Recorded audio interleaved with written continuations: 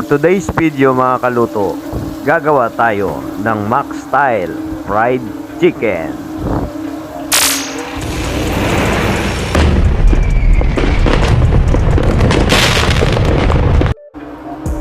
Sa recipe na to mga kaluto, ginamit ko ay chicken legs. Tapos minarinate ko lang siya sa fish sauce at lemon juice. Bali 3 hours ko siya minarinate mga kaluto. Kung mas maganda, overnight. Tapos sa isang malaking kaserola, naglagay ko ng tubig, paminta, spring onion, leeks, toyo. Tapos sinunod ko na yung manok. Bali simmer ko siya ng 20 to 25 minutes mga kaluto. Dapat wag natin pakuluan para hindi masira ang balat ng manok.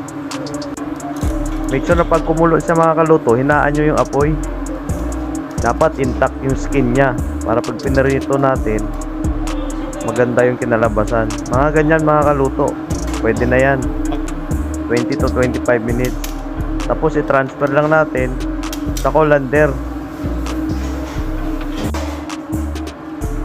Pwede rin natin magamit ng mga kaluto, i-save nyo yung sabaw. Pwede natin sa tinola, sinigang, at sa mga sauces.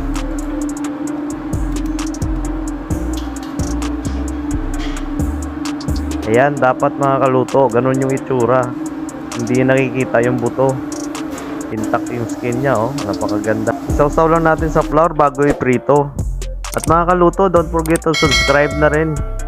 At i-hit ang notification bell para updated kayo lagi sa mga post ko. Salamat!